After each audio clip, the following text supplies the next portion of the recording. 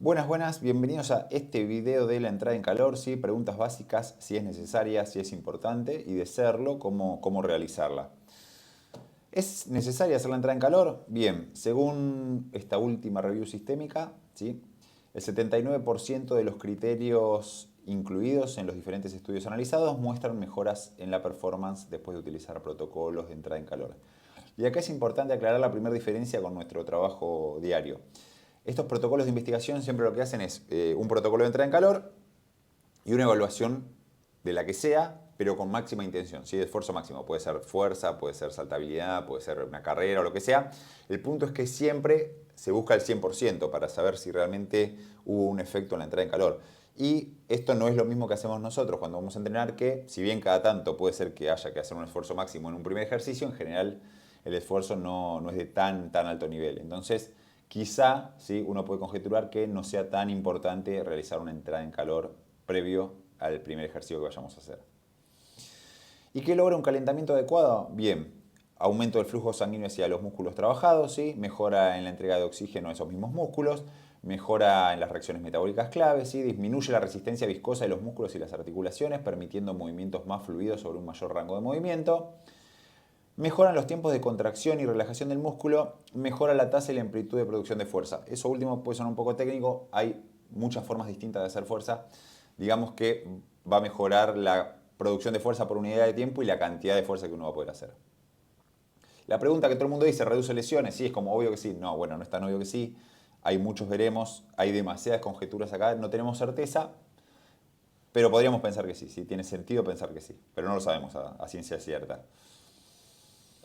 ¿Cuál es el enfoque tradicional? Bien, calentamiento pasivo, es decir, aumentar la temperatura del cuerpo. Solo con eso vamos a obtener beneficios de la entrada en calor. Pueden ser duchas calientes, almohadillas térmicas, masajes. Esas son opciones muy poco prácticas, la verdad, y muy poco vistas en el gimnasio. De hecho, no van a ver a nadie haciendo este tipo de cosas, pero existen. ¿Sí? Por eso las incluí y se las menciono.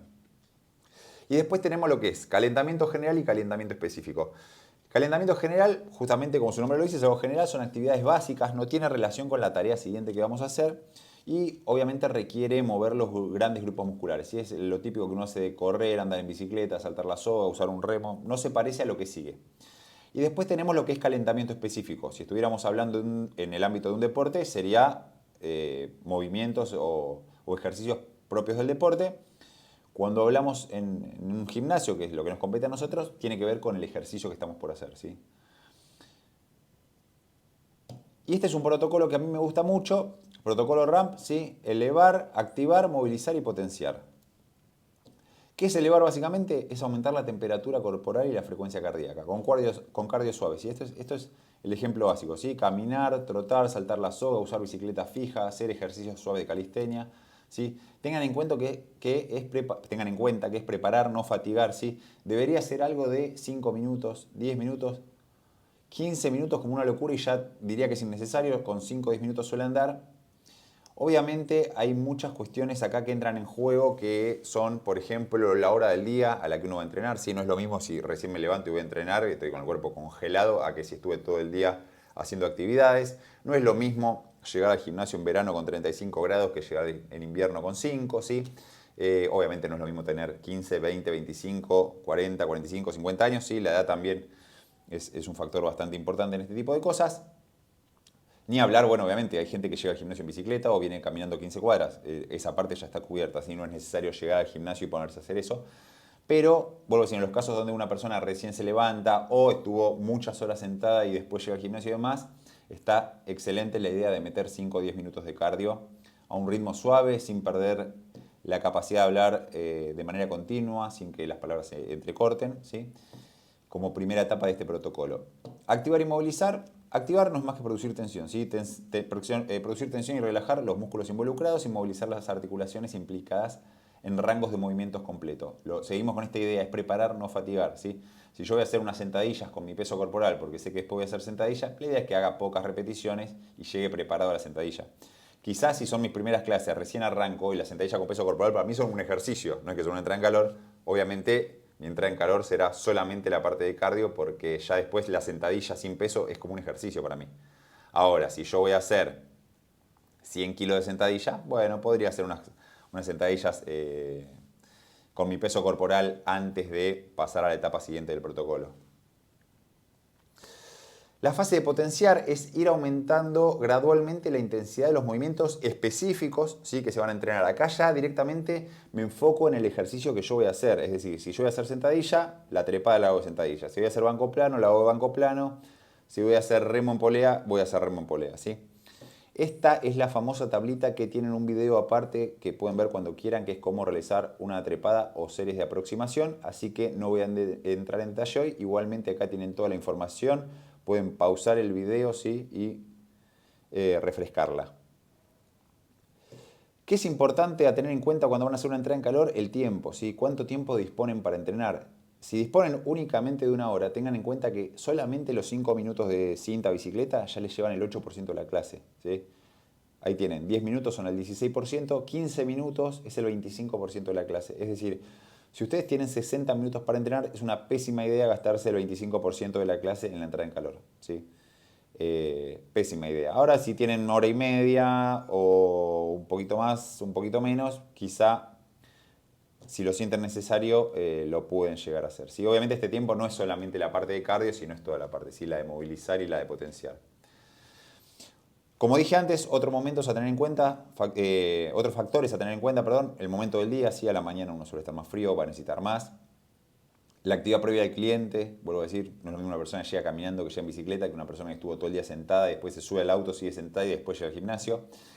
El nivel de experiencia y la demanda de la tarea siguiente, cuando uno recién empieza, probablemente con los 5 minutos de cardio ya incluso hasta lo sienta ese trabajo, así que mientras menos experiencia tenga, menos importante va a ser la preparación previa, ¿sí?, la entrada en calor. Obviamente también es importante saber cuál es la tarea siguiente, ¿sí? Si mi primer ejercicio del día es un ejercicio chiquito, no va a ser tan importante la entrada en calor. Si el primer ejercicio del día es un ejercicio importante, ¿sí?, en general suelen ir los ejercicios importantes, sentadilla, despegue y demás, la entrada en calor va a cobrar un poco más de relevancia. Obviamente las preferencias personales, la máquina de cardio que decían usar la pueden elegir ustedes. La parte de activar y potenciar, la de potenciar ya es exclusiva del ejercicio que sigue. La parte de activar tiene que ver un poco con los músculos que también van a trabajar en la tarea siguiente, pero hay demasiadas opciones, ¿sí? Pueden elegir entre muchísimas opciones. Y obviamente el espacio y los materiales que tienen disponibles para poder realizar la entrada en calor. Bien, ¿y qué pasa si no hay tiempo? Sí, el gran problema de hoy en día justamente es que nos falta tiempo. A todos nos falta tiempo, ¿sí? Entonces dice... la evidencia sobre la contribución del calentamiento general al entrenamiento de fuerza es limitada, si hay poca información. Aunque se ha sugerido que una combinación de calentamiento general, recuerden, ese cardio suave y específico, el ejercicio que van a hacer, puede mejorar el rendimiento máximo en una repetición. Nuevamente, mejora el rendimiento cuando vamos a tirar el esfuerzo por el techo, ¿sí? Para sesiones de entrenamiento con cargas submáximas, que es lo que nosotros hacemos generalmente, el calentamiento parece tener un beneficio limitado en términos de rendimiento en la realización de repeticiones. Es decir, no va a cambiar mucho nuestra performance si no es que vamos con cargas muy altas.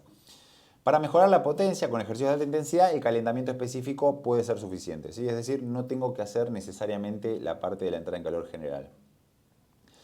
Existe evidencia que sugiere que los calentamientos específicos pueden tener un efecto beneficioso en la fuerza y la potencia y se recomienda incluir un calentamiento específico para cada ejercicio cuando el tiempo es limitado. Quiere decir, si yo voy a hacer sentadilla, yo no puedo llegar, ponerle 120 kilos a la sentadilla y arrancar, ¿sí? Voy a tener que hacer esas series de aproximación, esas trepadas, ¿sí? Como está en la tablita que pueden volver a refrescar. Sí, acuérdense, si yo hago 120, arrancaré con el 50, 60, 75, 80, ¿sí? 100% y empiezo a trabajar. Esto, nuevamente, es importante aclararlo. Si recién arranco y mi sentadilla tiene 10 kilos, 20 kilos, quizás haga una sola serie antes y ya puedo empezar con el trabajo, ¿sí? A lo sumo 2 en un tiempo. A medida que me voy volviendo más fuerte y utilizando cargas cada vez más altas, las series de aproximación van a tener que ser cada vez más. Y va a llevar más tiempo llegar al peso de trabajo. Bueno, justamente acá dice, el calentamiento puede ser más importante cuando se entrena con repeticiones bajas y cargas pesadas. Esto que acabo de decir.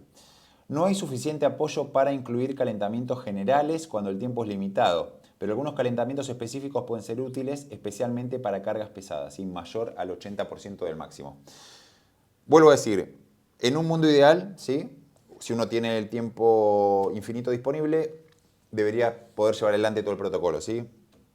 Un cardio suave, 5 o 10 minutos, ejercicios de activación, ejercicios de potenciación donde ya realiza la trepada, ¿sí? Y finalmente la tarea.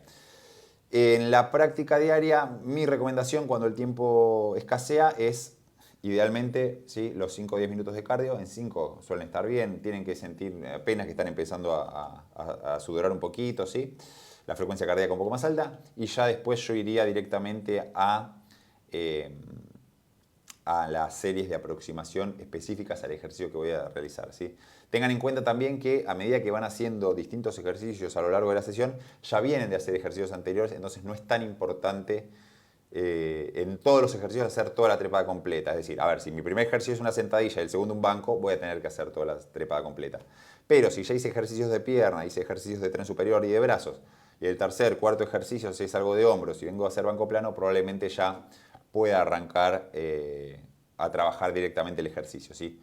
Obviamente esto es más importante, estas series previas son más importantes cuando voy con cargas altas. Los ejercicios del final de la sesión, que suelen ser más chiquititos y con cargas más bajas y más repeticiones, es mucho menos importante realizar series previas. Vuelvo a decir, ahí muchas veces directamente se va al peso de trabajo. Así que bueno, como siempre, gracias. Cualquier duda que tienen, me escriben por la aplicación y despejamos dudas. Saludos para todos.